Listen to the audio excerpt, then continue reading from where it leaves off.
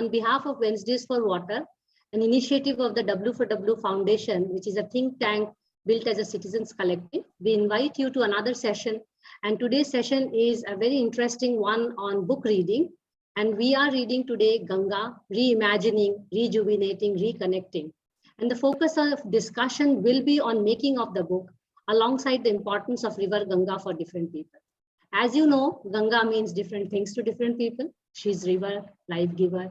She's civilization. She's mother, and she's even goddess for us. Apart from being India's longest and most revered river, Ganga and her tributaries traverses 11 states and provides livelihood to nearly 43% of the citizens of India. Despite being so special, Ganga has been polluted for a long time now, with its ecology and flow endangered. Many initiatives to clean the river ended up being hugely inadequate or dismal failures. How do you really then look at these three interesting words, which are very futuristic and optimistic: reimagining, rejuvenating, reconnecting with Ma Ganga? How to adopt a radically different and holistic approach to resolve the wicked problems of this complex ecosystem, rather social ecological system, while dealing with multiple stakeholders and their conflicts of ideas on the roads ahead. This insider's account by two change makers who are our guests today chronicles this long and complex journey so far, transcending the challenges of over-extraction of water, pollution abatement, bringing behavioral change, and making collaborative partnerships to achieve their goals. More importantly, it has actually helped me, at least, to bring back some of the love and respect for the river, because I always felt that why everyone talks more about Ganga and not the river next to my city or in my city itself. Both the authors are categorical that the task is not over yet on Ganga. Much more is to be done. However, the journey demonstrated by the findings is definitely a testament for the job well begun, which is very crucial to chart a path for future endeavors. Well, I have the pleasure of having both Rajiv, Ranjan, Mishra, and Puskal Upadhyay, who gave their heart and head into making the book, and we are eager to hear their story and the journey of the book itself. Just to put a disclaimer that we are going to discuss making of the book, as this is a book reading session, since we can talk about Ganga all the time and for entire life, and the conversation will never be over. So we have to just focus on the book and the author's experience of writing the book, as well as working on the Ganga projects itself. I received the book a couple of weeks ago, so thank you, Puskal, for sending me a copy of it. When I got the book in my hand, the beautifully blue-covered 300-page book raised my aspirations 300 times. This is the book.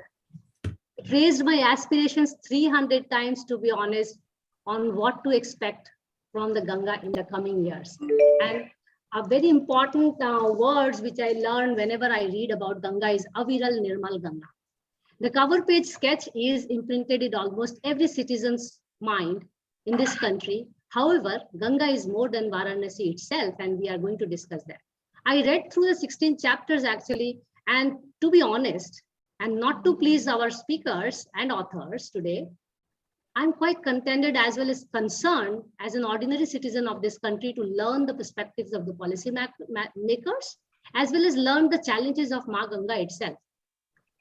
As also read in the foreword by Vivek Debroy, who is PMC Economic Advisory Council, who sets the tone with these lines for the book. As citizens of a country where rivers like Ganga have given us life, the Ganga's future depends on what we, the readers, do and don't do.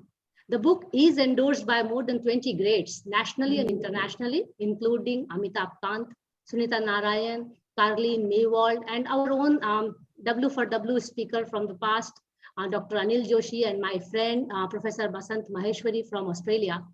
Like talking about Ganga, I can also go endless. However, I shall stop here and invite Megha to do the honor of the speakers by inviting them with a brief bio of theirs. Over to you, Megha. Thank you, Mansee ma'am. I would like to start with Rajiv sir and introduce him. Obviously, he does not require much of an introduction from my end, but just for people who don't know him, he's an officer belonging to the Indian Administrative Service, worked as a Director General of National Mission for Ganga, Clean Ganga in the rank of Secretary to Government of India, and spearheaded the Namami Gange program since 2018 till December 2021. He has changed the discourse of this program, developing it into an integrated multi-sectoral initiative in evolving a model framework for rejuvenation in India. He also made valuable contributions in the wastewater management through introduction of hybrid annuity mode of PPP, improving governance and promoting reuse. The book Ganga, Reimagining, Rejuvenating and Reconnecting, co-authored by him, gives an unique account by a change maker of the enormity of challenge, the institutional process and reforms which led to the momentum and impact on river health and how it can be sustained. It is an important reference in the field of river rejuvenation. He comes from a background of a mechanical engineer from IIT Kanpur, and he has a rich experience in irrigation, infrastructure, urban management, river rejuvenation, and natural resource management. I'll also take this opportunity to introduce about Puskal sir, who's one of the pioneer of the government's Clean Ganga initiative also. A civil engineer turned civil servant, he's also a financial profession, and he's worked in the national mission of Clean Ganga even before the launch of Namami Gange. He's played a critical role in developing its building blocks during the formative years, as also the famous hybrid annuity model. He is an IDAS officer and alumni of NIT Jamshedpur. He's currently the financial advisor in the New Delhi Municipal Council. Thank you all for being here with us today, and I'll request Mansee ma'am to start the conversation over the book. Thank you. Thanks, Megha. As a tradition for W, let me open the discussion with Rajiv and Puskal both on how the book found this title, which is so futuristic and optimistic, as I was saying in the beginning, especially when we are talking about one of the oldest heritage of this land. So we are discussing Ganga reimagining, rejuvenating, and reconnecting. So over to you, Rajiv, and very curious to hear from both of you. We have set of questions, and I request all the participants to please post their questions in the chat box so that we can take them. And now we will really hear from the, I should not use the words horse's mouth, but it's already there now in the public domain. Over to you, Rajiv. Thank you for joining us. Thank you so much, Mansee and your team for inviting us.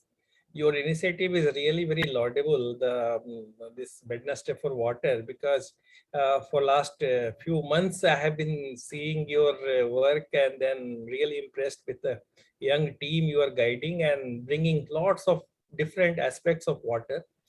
And certainly, if you talk about Ganga, Ganga is water plus, plus, plus, you can keep on adding many pluses. And writing a book on Ganga is a big challenge. As you explained and introduced us, both me and Puskal, we had a chance to work on this river. And in fact, we are perhaps one of very few people who worked on Ganga rejuvenation prior to Namami Gange. As Joint Secretary in Ministry of Environment and Forest, I was in 2013-14.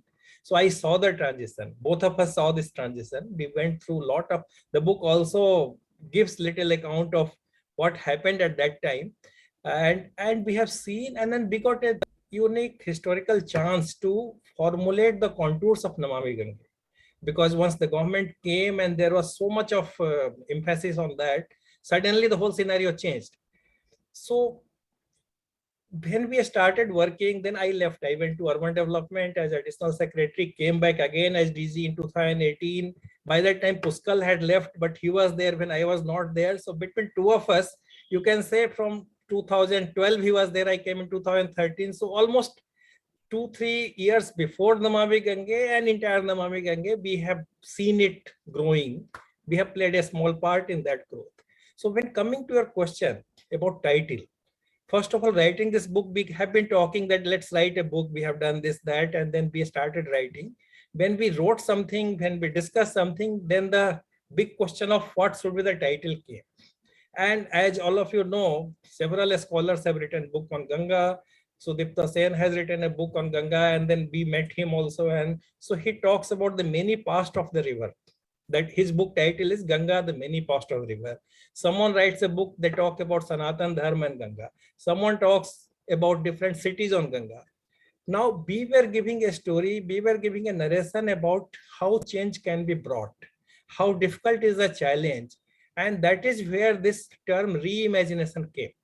Because we were seeing through this process of reimagination, what was Ganga Action Plan and what is Namami Gange, how we were trying to change the discourse, how we were trying to imagine the contours of the problem and the solution. So that reimagination word came. So you have to reimagine. And this reimagination is not static. You have to, even now we need to reimagine once again. So this is a continuous process. So we thought that reimagining, rejuvenation, and reconnecting, because you have to rejuvenate, you reimagine, then find some strategy, then you start implementing it, you again learn. And who will do it? You need people to do it, you need stakeholders to do it. Are they willing to do it? Are they capable to do it? So you have to make them capable, you have to connect, reconnect. So that's why this title came, because between these three words, it almost gives the spirit of this entire book. The book is about this only, how we did this, how we did that, how Ganga flows, what are the characteristics of Ganga, what are the cultural attributes of Ganga and the people around that, and then how they are getting reconnected. So that is how this particular thing came. It was not an easy thing for us to decide a title, but some brainstorming, and suddenly this idea came that yes, this perhaps captures it, and that's how this came up. And you talked about the title page and then the design. It is all internal. Our again young people in our team, they developed it. So this is a very classical Ganga. This is typical reimagination. This is typical connection. And if you go, very a small picture is there, but if you see it, this is the contemporary situation. When you are having high-rise buildings, temples, everything is there. Civilization is growing. As you said, Ganga and civilization are together. But you also see fish, you also see dolphins, you also see aquatic life. So that is the vision the contemporary Ganga should bring, and everything should be reconnected. So that is how it has come. Thanks. Puskal, do you want to add something to the title and the basic logistics of the book? I will really bombard you with questions. Mansee, I look forward to your questions. But first of all, I would just like to supplement what Rajiv sir has already given you the entire scenario, how we worked on this. One important thing was that these three aspects, when we talk of a river and then a clean river, we are mostly focused on the cleaning. Then during our process and our long association, we realized that where the problem was coming, because two aspects were missing. One thing was we are looking at the problem in a single way, just like no problem at hand, but it has a genesis even before. And that's why this has to be reimagined, because the context all around has changed. A river has a meaning much more than what it had earlier. And second thing is, why do rivers have turned into sewers? This is I like this phrase, though I feel very sad when I say that from the river to sewer transition, it has happened because people are no more connected to it. So we fondly call it that they have turned their back on the river. So see, this basically all environmental assets, we have to be in touch with that. That's why, to emphasize that all three aspects are equally important, we thought, let's keep it in the title itself. It's a little longish, but yes, this makes absolute sense that you look at all these three things together. Thank you. Actually, it was quite futuristic and optimistic, because if we are not optimistic, we will be more demotivated to do things for it. I have my first question from chapter 2, but I would like to read the titles of the chapter 1 and 2, which I think all of us agree to large extent, and we all, it is kind of implicit in our being in this country. The first chapter is Call of Ma Ganga, and the second chapter is Why Ganga Matters. Am I a believer? So I'm skipping the content of that chapter, and straight away, because of the time we have, I'll straight away jump into a question from chapter 3. that talks about, and also because of the scientific background and head in here, where you talk about solving wicked problems. And personally, I have experienced that from Gangotri to Ganga Sagar, there are many mini Gangas, and they have been attended very differently. And I use the word treated, but you use attention. And I also found that Ganga of Haridwar, Ganga of Varanasi, Ganga of Patna, and Ganga of Kolkata are different. Why and how did you capture it in the book? And I now leave to both of you. You take a call. Who is going to answer them?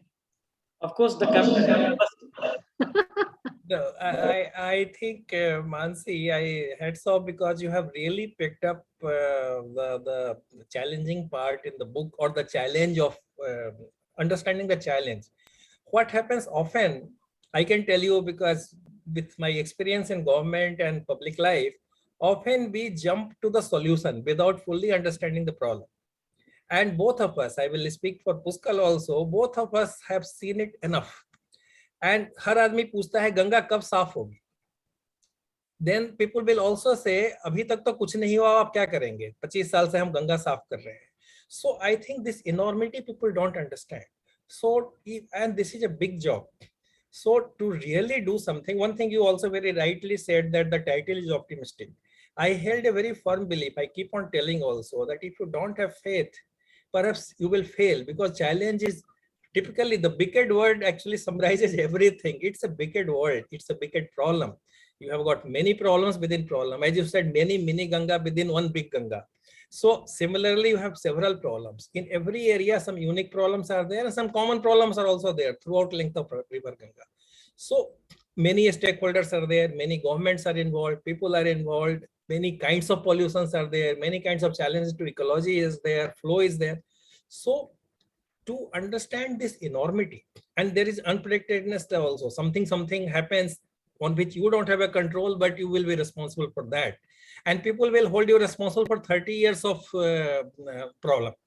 So I think when I had joined, people said, "Hey, you try to get out of this place as quickly as possible, because you will also fail and you will get into problem in your career." So I think this is the advice from our well-wishers we get. But anyway, this is also a great river. If you get attached to it, you cannot leave it. You cannot think of leaving it in your lifetime. So I am witness to it. I am not trying to boast or trying to say, but it changed me. I was irrigation secretary for 6 years. My perspective of water was quite different. But what water is in its totality, I understood only because of Ganga. So it's a great teacher.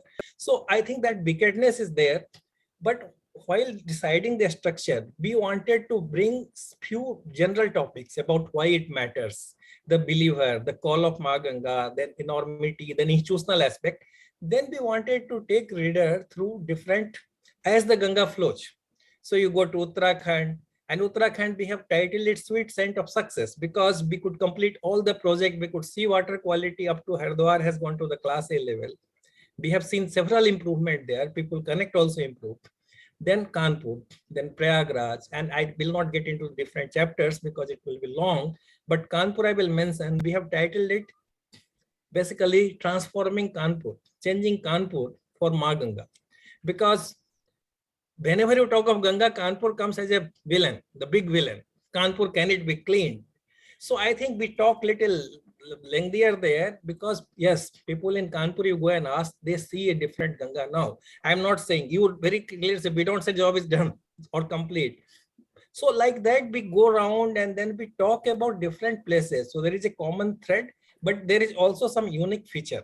Some of the chapter will find some unknown facts about that area also, some cultural facts, something which was perhaps written by some British traveler 200 years back, but people in Bihar or Jharkhand may not know about some of the things on the bank of Ganga in Jharkhand. So like that we go.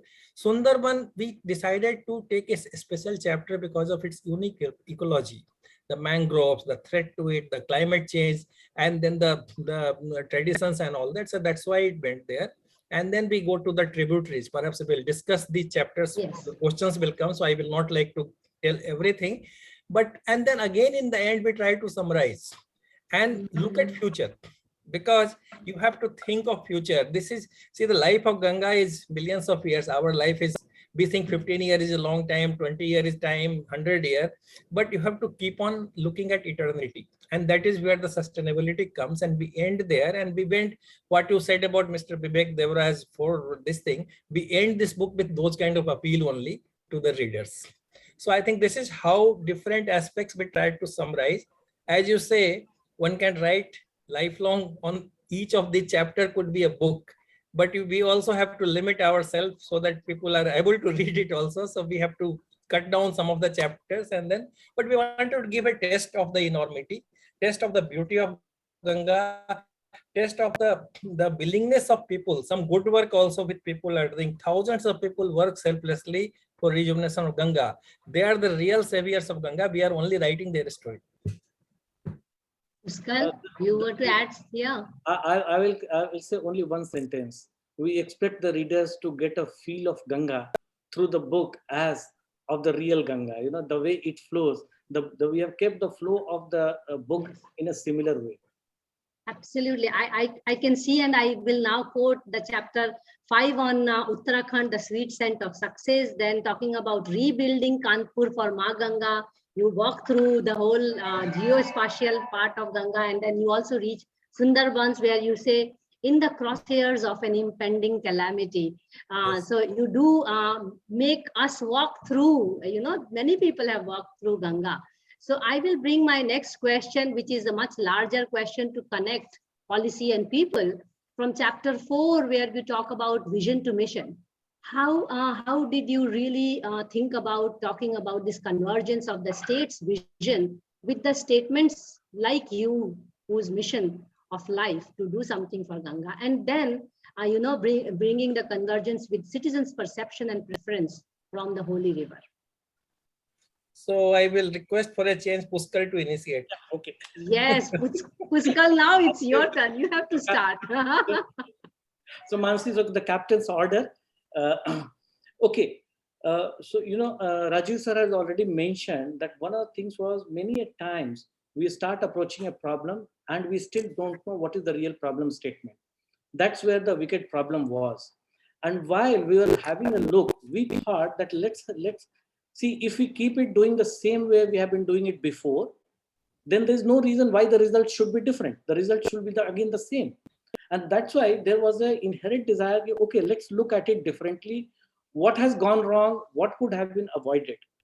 And that's where two things became very important to us. One was the institution. See, your objective should be there and the institution should be capable of achieving that objective. Most of the times, if the institutions are capable, just like even if the driver is very good, if the destination is not clear, he will not reach. And many times, even if the destination is clear and my vehicle is not good enough, then it does not go. So then we had to have a complete rethink of this entire thing. During the previous programs, this had been one of the major reasons of things not taking off. So we looked at how this entire, from the policy making at the highest level, the challenge is it could not have been done at a decentralized level because it deals with so many different states. This had to be handled at the highest level. That's why there is a hierarchy of 3-tier institutions: the National Ganga Council, then the National Mission for Clean Ganga at the national level, and then in every state there is a different unit who will be the state units which look after this thing. Now this 3-tier implementation, 3-tier structures, how to make them kickstart? The biggest problem was, in spite of a lot of efforts, they were not taking off. That's why in this chapter, from vision to mission, we talk about how these institutions are built. At some point, sir would agree, we have mentioned that this is not only the story of the Namami Ganga project, this is also the story of the institution itself. It's more about how an institution figured out what it has to do, because our prescription was not clear. See, we were given a huge task of making Ganga clean or making Ganga rejuvenated, but the prescription was not clear in what ways, in what steps, which one to be done first, which one done to be later, whom to take along, who all will join, all together or one at a time. These are very fundamental basic questions, but those make the future of the program. So then we started looking at the program also, and simultaneously the institution and the program both keeping evolved. This story, I will request the readers to go through this, because this is also a story of how projects can be made to deliver. In this country, we are very concerned that even the best ideas are not able to take off. This here, we have a very strong case how once you set up an objective and then you make the institution ready, things do happen. So really, we are very optimistic about it. We have seen it happening, and sure, this will keep happening for other initiatives as well. Mansee, if you permit just one or Go two, ahead. yeah, Go one ahead. or two points. I think Puskal has already brought the spirit of this thing. See, to re-emphasize, because often we miss, as I told you, we jump at solution without understanding problem, and we never think of institution. We give target and either blame the institution or try to create new institution in a hurry. So here we had a very historical opportunity. Government change came with Namami Gange, and they wanted to do something different. There was a chance for us to study, and reimagination again comes. So there was a stakeholder consultation, Ganga Manthan took place, where we consulted, very large scale consultation took place. And then we tried to build up this institution also, which further got a boost in 2016 by making us an authority and really empowering us. So this journey is very important, especially from the managerial perspective, to understand what happens in an institution. And we have used a term in that particular chapter, the startup journey. Again, that's very important, because both of us were conscious and we tried to create that kind of DNA of that institution, where the mission director or the DG can meet the young professional. In fact, they used to have more access to us than even senior officers. So it was a kind of very, I mean, we consciously tried. It's not easy in government, let me tell you, to develop a kind of flat kind of institution. So that, and that time it was less than 10-member team. Sometimes we had only 2, and then 2-3 retired people. We started working. But even if it has grown as a big organization, we tried consciously to allow that kind of democratic thing. Otherwise, we create mission on paper. The spirit of mission will be missing. So I think this chapter is important for understanding some of these aspects, and some very interesting, our turmoil and lots of challenges, little bit of personal, those things are there. Like I was joining, and then Puskal was telling me as a joint secretary that, sir, this World Bank loan is going to be quest because we have done not much. So I think so first 3 days of my joining, I had to go and try to save that World Bank assistance. Of course, now that time World Bank assistance was almost 90% of the mission. After Namami Gange, World Bank component is around 25% of the overall size of the mission. So I think it's a much more balanced situation where not one agency can dictate terms to, or can decide the fate of such a national mission. So it has become much more robust. I think that's a very good point. And you were also talking about this a bit of decentralized, and the local government officials are more empowered to take decisions and all. And there I will skip few chapters in the interest of time. And I'm seeing some good questions floating in, but I still have few more questions to walk through the book and talk through the book. I pick a question from chapter 13. And apart from my personal interest as I work on smaller water bodies, there is a full chapter dedicated on talking about tributaries rejuvenation. As we all know that the mighty Ma Ganga is actually made up of many, children. Do you mean more focus on them than the mighty river itself? Because the life of Ganga is actually dependent on its tributaries and even groundwater and even lakes and ponds. I recall a conference I attended in IIT BHU, where IIT Kanpur professors had come up with a digital mapping of more than 25,000 lakes only in the Varanasi area, lakes and ponds, to talk about rejuvenating them. Just curious how the institutional setup is thinking about giving more empowerment to the local, or is there some misunderstanding or misinterpretation in my reading? Over to you. Very, very important question. So what happened while looking at the previous efforts, what was to happen, we used to pick up few pockets of Ganga, basically cities, so-called Kanpur, so-called, and then again money used to be so less that 1 or 2 projects, basically STPs, here and there some STPs used to be sanctioned. When we started this exercise, we understood the system, and as you say, IIT Kanpur was nodal institution with 7 IITs to develop a Ganga River Basin Management Plan. And then As you have said, Ganga is constituted with several rivers. It's a gaining river. Much lesser flow the river starts, but by the time it reaches Bengal, I mean, huge flow increases. You cannot see even the other bank of the river if you stand. I mean, it becomes so wide and so much of water comes. So I think these tributaries are as important as the main river. Though for priority purpose, we have started projects more on the main stem of the river, but slowly the idea was there that the tributaries come. And one very unique thing happened in the authority order. It says certain basic principles for river rejuvenation were laid out, saying that it will be managed as one water, whether it is surface water, groundwater, you told that. So wetlands, springs, all these things are part of the river. So I think that bigger picture started emerging, and having done some work on the main stem in first 2-3 years of the program, the projects on tributaries were also taken up. So I think they were always part of the plan, but for the sake of administrative exigency and priority and money, we started breaking the task.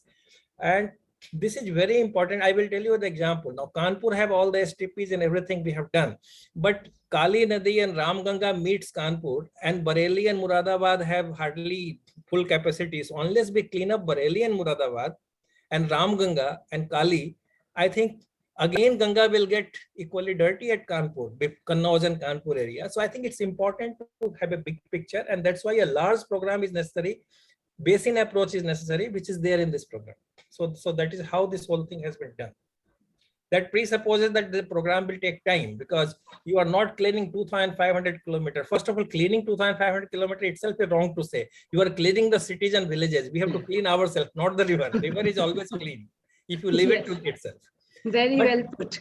But you have to clean something like 25,000 kilometers, not 2,500 kilometers. If you add the length of all these things, Yes. And lakhs of wetlands have to be conserved, which are under serious threat at this point of time.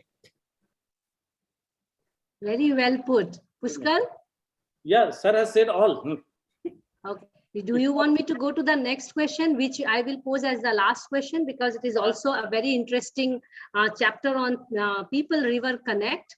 And I also bring a small conflict point into my question here, because we talk about people and river connect, and then I will open it to the people who are here as our guests and participants so that they can ask questions. And then I will have my last question towards the end of the session. So my next question is actually from chapter 14, where you talk about people river connect. And it is very well portrayed, to be honest. And you have been talking about in this conversation here, how it is important in terms of empowering local officers, in terms of talking about civilization and all. But how do you really envisage that? Because on the way, we are misusing and abusing the river. It almost looks like we are at a war against our own against our own river. And if I go a little further there, actually we are on a war against ourselves, because we have endorsed, all of us, in fact, in the country endorses that it's not a river, it's a way of life and civilization. So I will pose this question to you, because I see this conflict as a constant, and not only in Ganga, but all little wetlands, lakes, ponds, rivers, that we are actually fighting with them. We are contesting them. How do you see that as a challenge? And then I open the floor to all the audience. There are a lot of questions in the chat box. So once you start answering, the other person can start looking at those questions, and we will take them one by one. So I leave it to you, who wants to answer this question. Sir, if you allow, I will say two things, and then sir can take that. Go ahead. This time, Mansee have answered 2 or 3 questions. Okay. So Mansee, in the book, I very fondly remember one incident, and I would like to draw attention of everybody in this chapter. This is a personal experience, and I was attending a small meeting with some international people, and there was a French girl there. And then once she realized that I was working for the Ganga conservation, she asked me, why we are not able to clean Ganga and all that. There was some discussion happened, and at a certain point of time, she was saying that you guys river the river so much, and why still this is the situation? So I tried to give some typical bureaucratic, technically correct answers, which we are good at. But then she suddenly, she was almost speaking to herself. She said, the real problem is that you call the river your mother. And the mothers, globally, the mothers, people have a tendency to take them for granted. She said, look, in France, we don't call them either mother or father, but we take good care of them because we look at them only as a resource. That really left me, pondering. I came back and I discussed with Rajiv sir. I find it so absurd that yes, we call them mother and still we are able to bring them to this state. That is where this people river connect, this thought started emerging. The more we looked into it, we found out that ultimately, how does the river conservation or the Ganga or the tributaries or the ponds or the water bodies, how they become the center stage? It's only when the people want them on the center stage.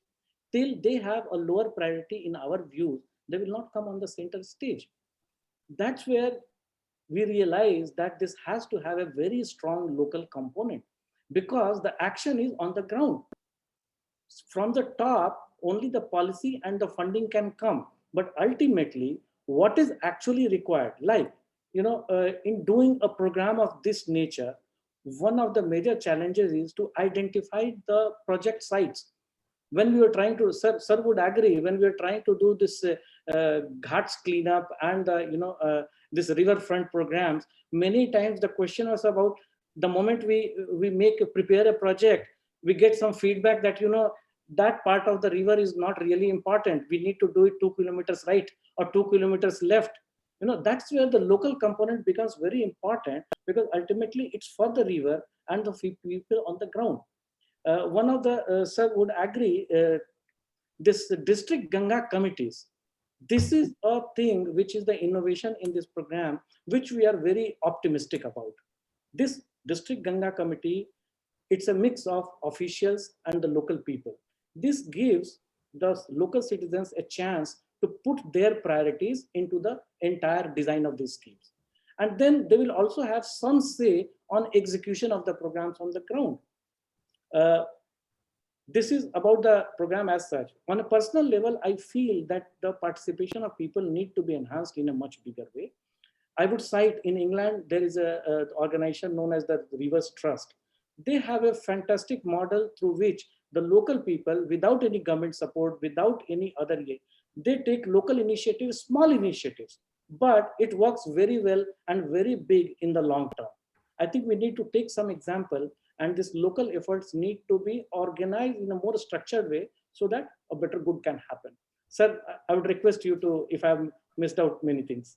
No, I think you covered it very nicely, but one or two points, I think the district Ganga committee, what is mentioned is very important because see, in this program to connect people, we started a strategy of bringing community cadres through different projects. So whether it is NYK or Ganga Prahari trend into the biodiversity, there are certain questions on dolphins, etc. coming also. So I think I will talk to them little more detail. So you develop people from Ganga Doot, we have got Ganga Mitra, or different kinds of things. Now you have to keep them active. So we also come up with continuously, either it is a rafting expedition or some sort of Ganga Masal. So you have to keep on catalyzing them. So what you need, as Puskal very rightly said, that people take it for granted.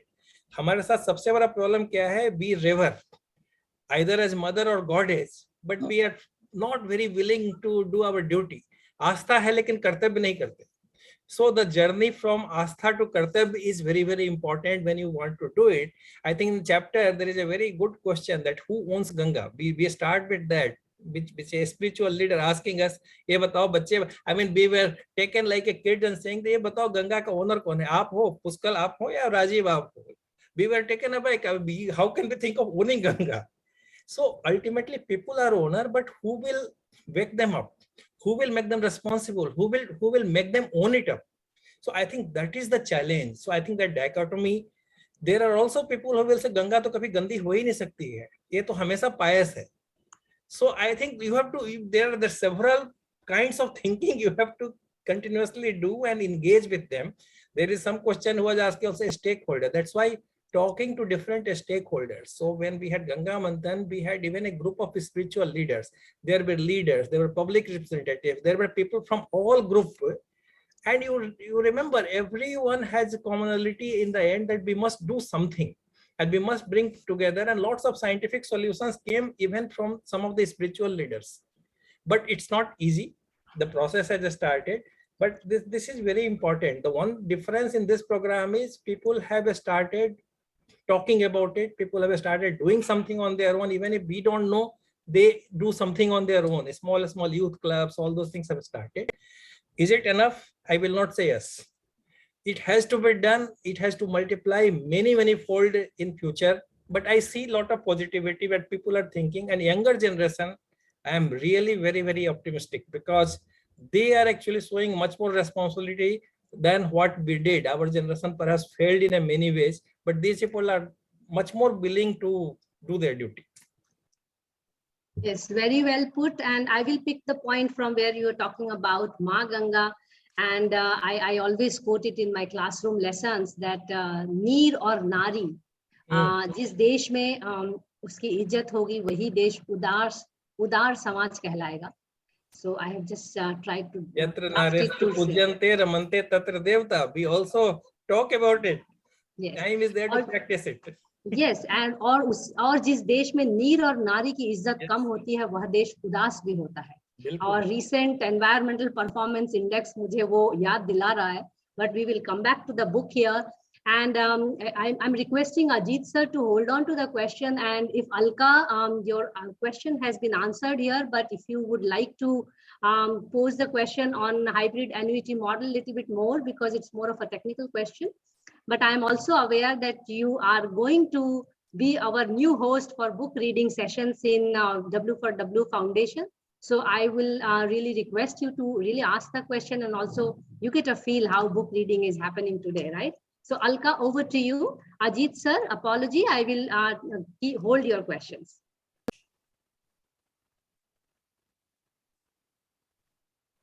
Alka? So yeah, Mansee, hi.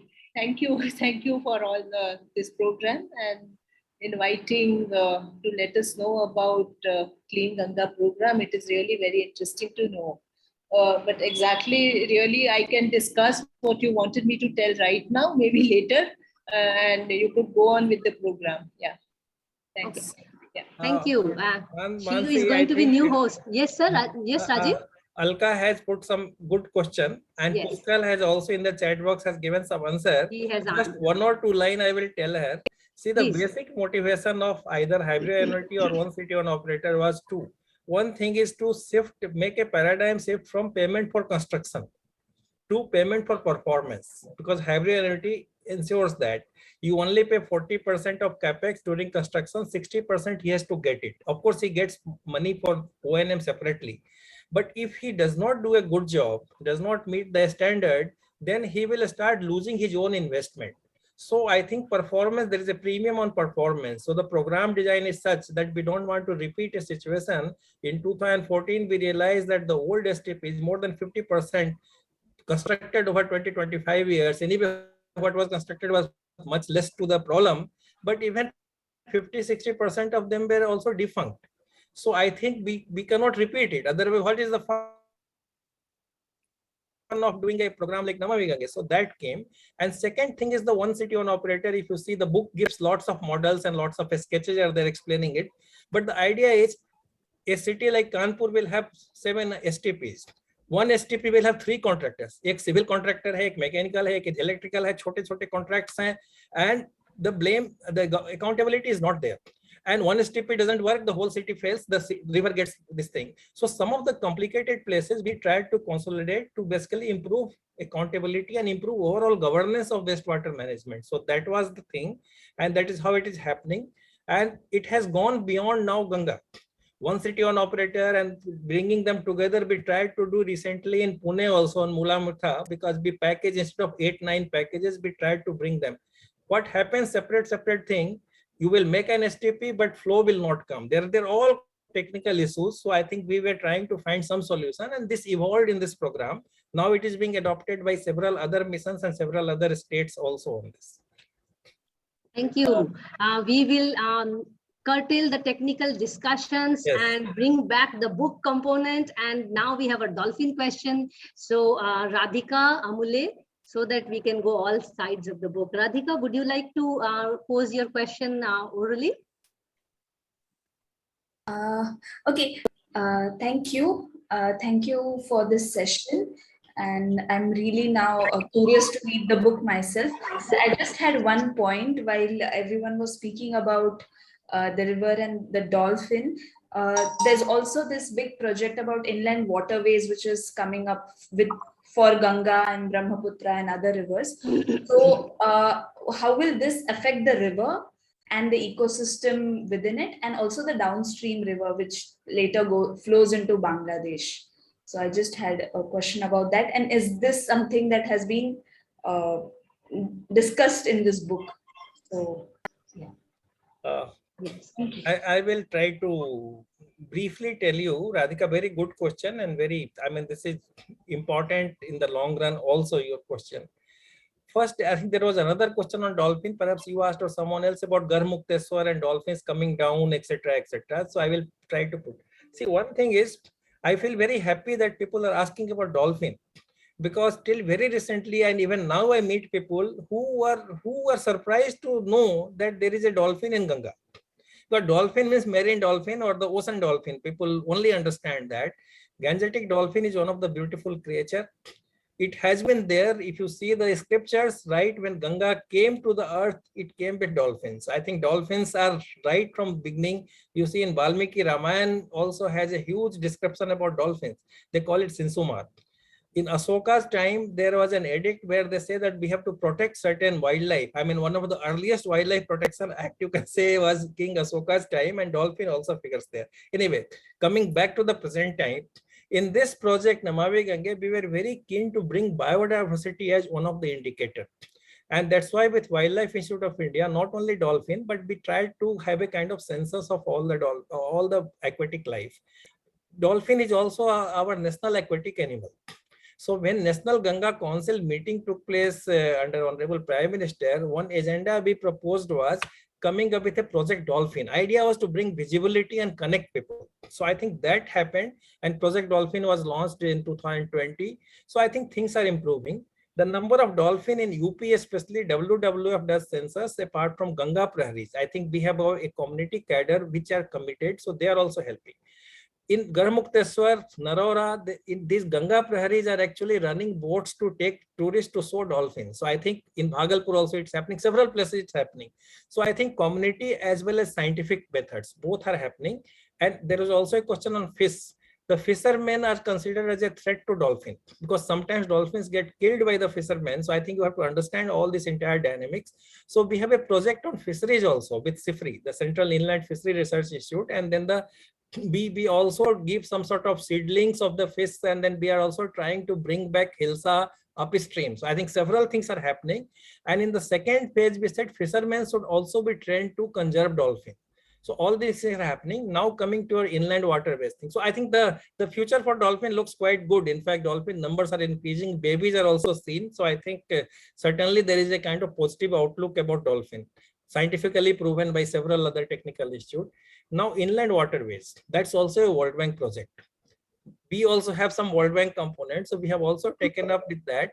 And WWF is preparing a kind of guideline for safeguarding dolphins, even if this project comes. Again, that's little, I think some answers are also there about marine and EU learnings, etc., etc. So I think that's also happening.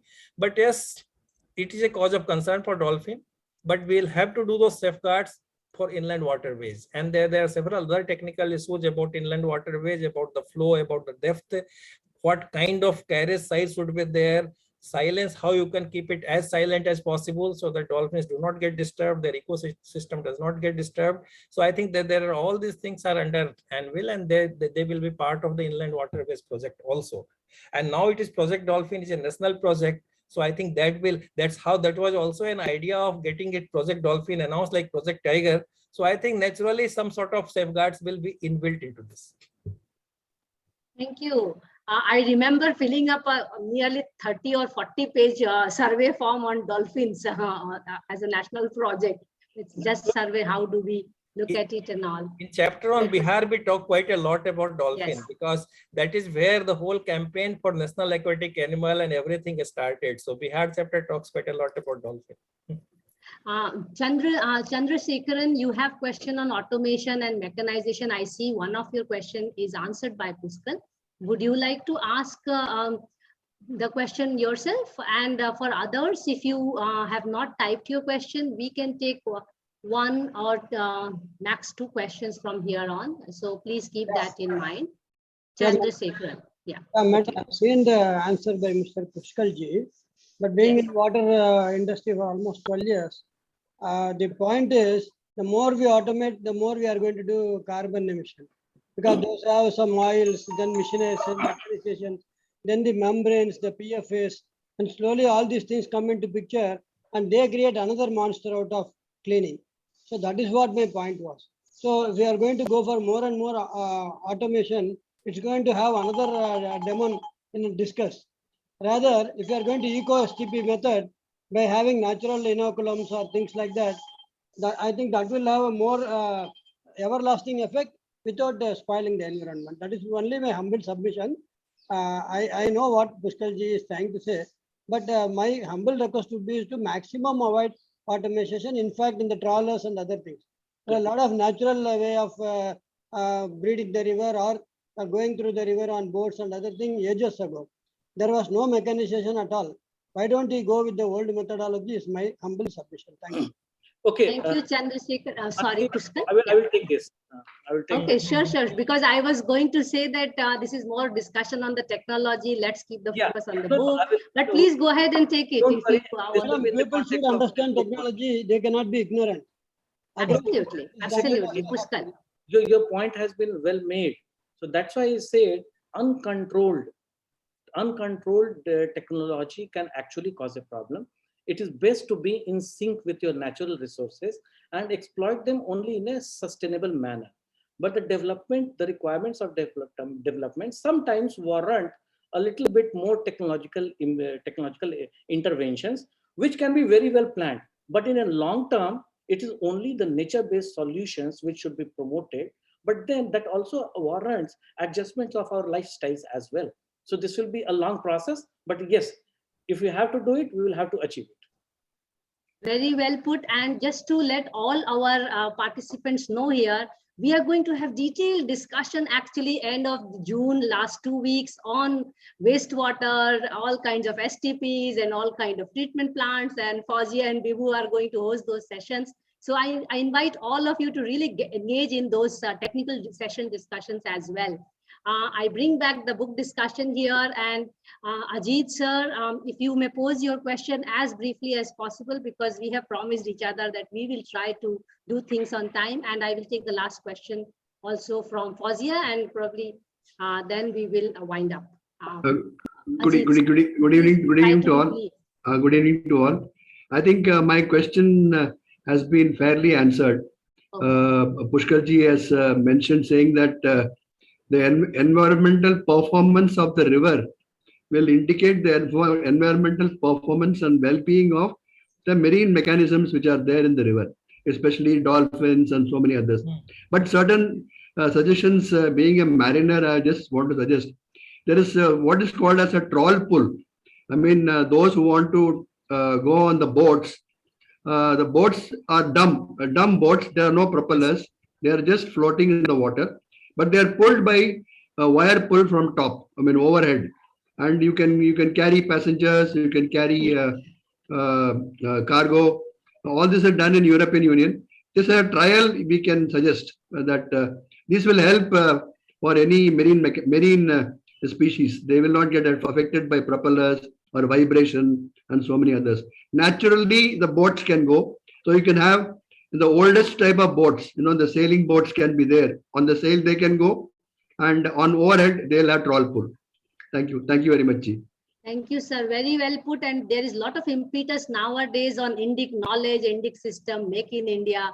But I see, Rajiv, you just put your hand, so maybe you want to quickly respond. Yeah, I think I just wanted to endorse what he just said. And while telling about dolphin and inland waterways, I was mentioning that solutions are there. But what's important, the willingness of the decision maker there to go for these solutions, because what happens, it needs patience. And to some extent, you will also compromise on your economics. But once this is a priority, I think the basic challenge is if ecology is our priority, if water is our priority, then we look for solutions.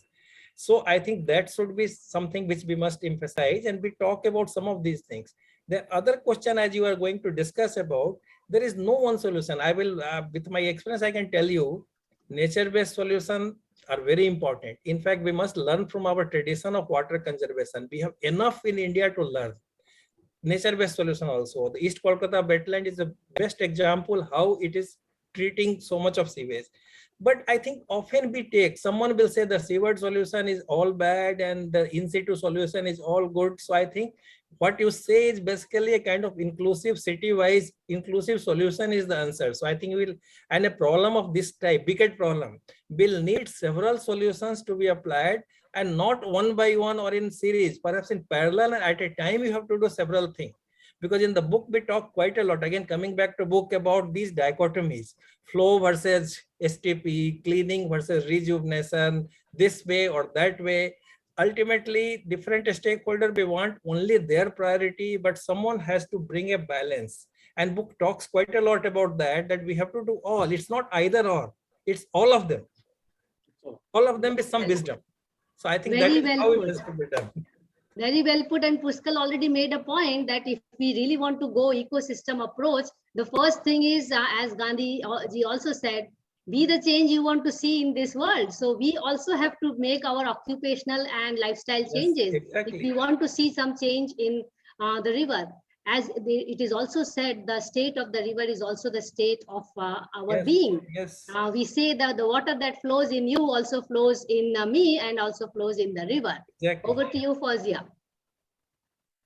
Thank you very much, Mr. Rajiv and Mr. Puskal. Very interesting book and beautiful compilation. I think what you very rightly said is multi-pronged approach is something that needs to be taken. My question is around Kanpur, because I have had a chance to work in Kanpur with Solidaridad on the Ganges River. In fact, 2016, when I was working there, while people told us that there are 10 drop points, and when we took a boat, we found 21 drop points where this, the effluent was getting discharged directly into the Ganga. Yes. And the problem was more complex because it had actually got into the food chain, and people were getting affected. So people were getting affected, and that's true in many places as well, because of chromium-6 and getting into the water bodies and then into the food chain. Now that said, the problem, and you rightly said about institutions, we need the right institutions. I want to highlight the problem of regulations. India has perhaps one of the best regulations. When you read the acts which are there, when you the industrial norms that are there. I remember at that point in time, there were 402 tanneries which were there, large, medium, small tanneries which were there. However, the effluent plant which was there, the CETP, was under capacity. Now the thing is that ultimately all these plants, I'm assuming that these factories are being set up by getting licenses from some government department, whosoever gives it, but somebody is granting them license to set up. So the system is very complex, that how do we ensure accountability for these people who are there, who are granting licenses at the same time. When the infrastructure is not in place, how do you really go blaming the people? Because some of them are, and that's true for all MSME sector, some of them are so small that for them to set up a secondary treatment plant, forget about tertiary, secondary treatment plant within their own setup becomes very difficult. So very, very complex. And I remember a lot of tanneries being closed around the Pushkar, the Mela that was there around that time. And of course, a lot of people losing their jobs also. It's a very, very complex issue. How do you really justify this? And moving forward, obviously, we need to have our water bodies clean. But how do we address the associated issues around that, the social issues, the governance issues which are there around it? Good question. The whole course question on water governance. Yes, I think it's a very comprehensive question. answer also has to be very comprehensive, but we don't have so much of time. So I will just try to add, maybe Puskal, you want to do some quick thing? You are raising your hand. I want to say one thing. Now Fauziya has realized why we call it a wicked problem. Yes. You have explained the wickedness of the problem. Fauziya defined the wickedness of the problem. So I will tell you, all your statistics are right. 21. In fact, it also includes 4 or 5 towards Pandu River, which everyone forgets in Kanpur. Everyone talks about Sisamau and all that, but there is another small river which ultimately meets. So I think if you read Kanpur chapter, it talks about all of them. See, the issue about industrial pollution also comes there, and you are very right. In fact, Puskal will be with me, right? In 13-14, we were moving file for improving the capacity of the CETP. It went into some different kinds of hurdle. And sometimes trying to do the most perfect thing paralyzes everything. So this is a great case study, managerial case study of Kanpur CETP we can write. So 9 MLD CETP is grossly inadequate. So that's one thing, point taken. Now there is a very modern state of the art 20 MLD CETP under construction. I will not get into the detail. That's a whole story how that finally I got through. Because several weekends we discussed, I think that's one tender document where I have personally gone into clause by clause, because you go for tender and no one comes. In fact, unfortunately, no one wants the problem to be solved, because there are certain interests, they want situation to remain like that in Kanpur. So to make that change was a big thing. Enforcement, a major issue. I fully agree. We tried to do something about some third party like IITs and other institutes doing some annual inspection of some of these things. So I think that helped to some extent. But again, people find solution to these things also. So I think our ingenuity is too much. So enforcement was done very strictly. It affects livelihood, but I will tell you, my job was to keep Ganga clean. I understand the other problem also. So when Kumbh came, and after that also, you will not, everyone gets consent to operate. You get for X amount of tanning. People do 4X amount, 3X amount. They have constructed extra drums. So I think several of these extra drums were also demolished actually physically. That is where not only regulators, the district Ganga committee and district administration played a major role.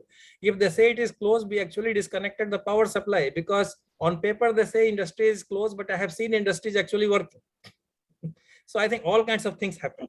Solidarity is doing a fantastic job there, because you have to also improve their technology. Now the CETP, we are almost funding everything from NMCG, because a lot of debate, polluter pay principle, they will pay, who will pay, how much we will pay, how much the state government will pay. We took a decision that let the payment be done 75% from our side, O&M is 25%, let the tanners do it. So at least construction is going on. Hopefully in a year that thing will be complete. In between enforcement, improving their technology is very important. And that is where Solidarity has set up a center of excellence. Last year, I had a chance to go and see that. I was very happy to see that tanners finding it useful, especially the small tanners, that they are learning, and then we are trying to become, because no one wants their industry to be closed. It's a human problem also, employment. It actually implies thousands and thousands of people there. So ultimately, we have to find solutions. But I think solutions are emerging, and we are certainly moving in right direction in Kanpur as far as industrial policy is concerned. We can discuss quite a lot on that. I will request you to try to look at that, and I am available. I think we can have further detailed discussion one-to-one, but I really appreciate your data statistics, absolutely right about Kanpur. Thank you. Thank you. Thank you very much. And thanks for that. Yes. Thank you. Defining wicked problems. Thanks, Fauziya. That brings me, as a moderator, I have the honors to also have the last question from my end. And it is also a question which is open, that we all have to ponder, but I will let the speakers speak about it. And the question is pulled out from chapter 15 and 16, where both Rajiv and Puskal talk about many firsts which are tried now in Ganga. And they also talk about, Ganga in 2050. So I would like to ask both of them, because all that I know about Ganga's aspiration as a person sitting remote from Ganga, and not so much influenced by that Aviral Nirmal Ganga. But just on a lighter note, why do you say, and what do you think where we will see Ganga in 2050 and even beyond for that matter? Is it about reinstating reasserting the motherhood and the holiness of it. And I'm adding 2 re in your, already there are 3 re's in your book of reimagining, rejuvenating, and reconnecting. And I'm saying, will we be able to reinstate and reassert that holiness in Ganga? So over to you, and this will be your concluding remarks also. Okay, Puskal, will you like to go first? Yeah, Mansee, again, you have really put it very nicely.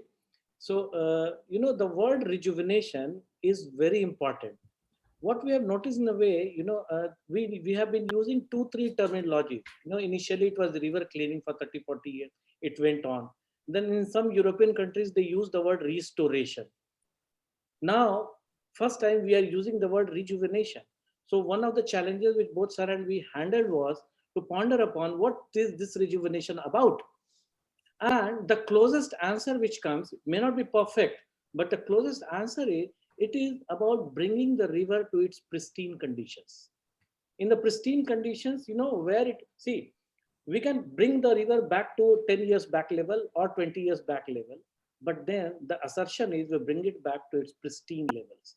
Pristine levels where it was unadulterated, it was absolutely unpolluted, and that's the ultimate objective.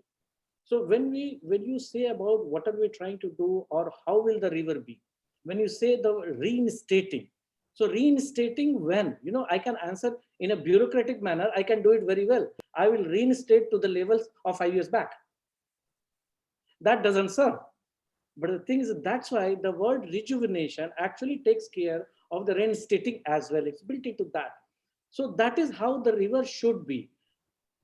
Sir would further explain this.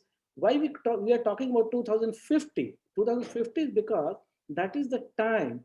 It's a time frame about 30 years time in which significant efforts which have been taken, they will start yielding results. So you will see it immediately how it's happening, and then be sure that yes, this objective of rejuvenation can be achieved. On that note, sir, I will request you to supplement this. Thank you, Puskal. You have put it quite well. Mansee, I think you are ending the discussion at a very right note, trying that all of us would ponder about sustainability. But before that, I will tell you about the many first. Why we wrote that chapter? Because you see, after initial things and then going along Ganga and tributaries, then we are closing it with many first, and then of course closing it with sustainability. See, in this mission, we have done several things for the first time, several attempts, hybrid annuity. If you look at the Nirmal Ganga part, then hybrid annuity and one city on operator is there. We brought some real-time water quality monitoring technology. So a lot of things came. We wanted to write about them, but you will also find in many first, several things are not so much on Nirmal Ganga, but on the Aviral Ganga. Because as Puskal said, rejuvenation means looking at more on the Aviral Ganga. So I think we wanted to put on record these things because these are all new initiatives. Over a period of time with change in management, some of them may get lost. And we are great in government or in any larger organization reinventing the wheel. So idea was to write about some of them. See, there was a question on dolphins. So we also write about biodiversity, what has been our strategy. So many new things have happened. We started with Ganga and now biodiversity mapping of the tributaries have started. We have done several mapping, scientific mapping of different attributes, fish resources in Ganga. What are the microbial biodiversity of Ganga? What is the nature of a special water, the special quality of water? The research by Neeri is there. So several very cutting edge new kind of research has happened. So I think we wanted to write that. We wanted to very clearly write about environmental flow. First time notification has come, but we have to do it for other rivers also. So I think we wanted to write about several of these things. We have also talked about organic farming. I mean, we talk about nature-based, so organic and natural farming. Some of those things have been there. Then we also wanted to document some of the unique way of connecting people. So I think because that again needs to be captured, some of the research needs to be captured. So I think that was the idea, that in one place one can look at some of the new initiatives and strengthen it further. Because any new initiative will need to mature. So it has to be strengthened. Maybe more research will be needed. I mean, I firmly believe it's a continuous process. And then sustainability. 2050 does not mean that no result will be seen till 2050, because that also I want to be very clear. Results are already visible. If see, we have given in that book also. But we also wanted to highlight there that Ganga is for everyone. And to sustain it, we also need to think of economics. Because today government of India is paying 100% but for 15 years. But after 15 years, so we have to become ready. We have to be capable of looking at its own upkeep, paying for its own upkeep. This is the word we use there. So some of these things, looking at, you are in Gujarat, I think that there is a great model of circular economy in Surat and several places. Can we try to do? We have done some projects in Ganga Belt also, that is also written in the book, but that needs to be done on a more continuous and a more policy basis. So several things we have written in sustainability. Idea is that we have to do it. And if we can do like that, including climate change, we'll have to factor in, because as we go ahead, so several of these things will need to be again reimagined from the point of view of the climate change. But this is the model: reimagine, rejuvenate, reconnect, and we remain a learning organization to actually do it. So I think that is the kind of model. And now both of us are trying to work in documenting in a more scientific way as a kind of model for rejuvenating environmental assets, not only river, because this is the approach, and then get into the micro details. So that is something. But to end, as we have told in the chapter and book end also, that ultimately we will have to understand, we have to understand concern for ourselves, not for river. Okay, I mean, if we are too good, be concerned for river is okay, but are we concerned about ourselves? Do we want to survive or not? And if we want to survive, it's not for the sake of river, it's for our sake. We have to keep it clean. And river does not belong to us. It belongs to aquatic life. It belongs to all the microorganisms, flora and fauna, forestation. We talk quite a lot about afforestation, because now 13 more rivers are doing scientific forestry program, what we did in this.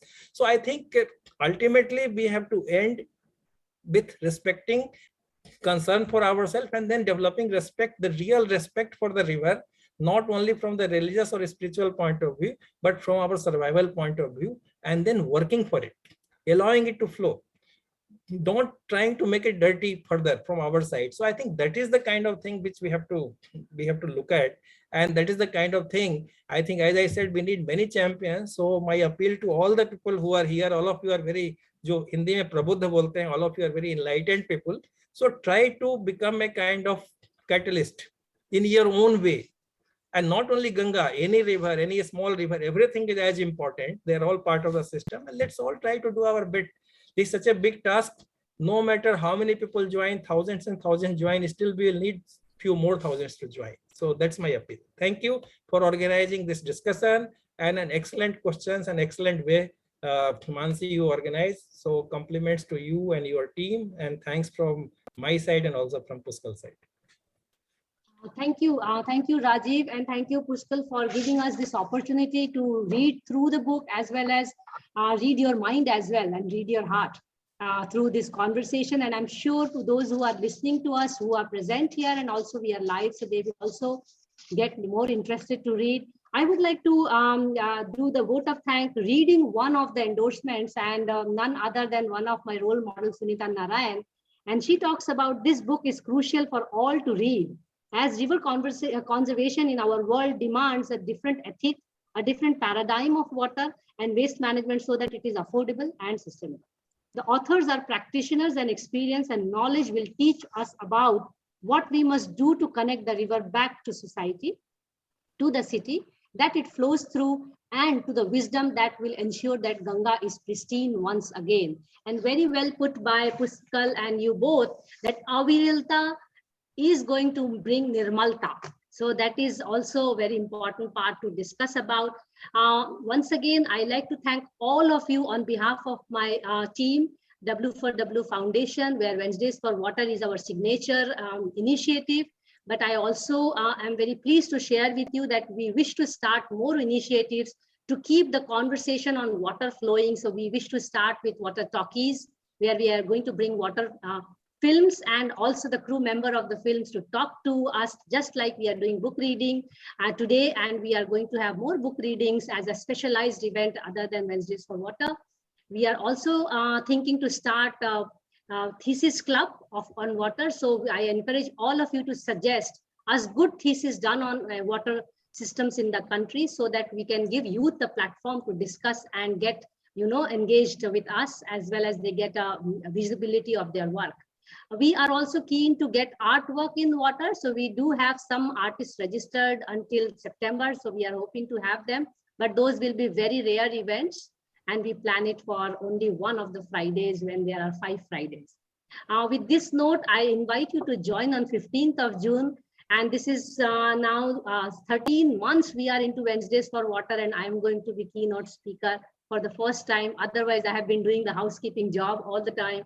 So I'm very enthusiastic about it, but at the same time, I'm also very nervous because I am going to be the speaker on talking about what not to do, because often we get speakers to talk about what to do, and there are not many people talking about what not to do. So I'm going to talk about what not to do with the lakes or with the water bodies. And this is part of a little manuscript I'm writing. So do join us on 15th. And then we have 2 interesting sessions, a sequel on wastewater. And some of our speakers are also sitting through as participants today. So please keep us encouraging so that we can continue doing this. Once again, thanks all of you for joining today. And thanks Rajiv and Puskal for such a wonderful conversation, and didn't feel that we have met just few weeks and months ago, and it almost feels that we know each other for ages. And that's the power of Ganga, I will say. Yes. With these words, let me close this conversation here. Please take care of yourself, and I see you next Wednesday and the Wednesdays to come. Bye-bye. Thank you.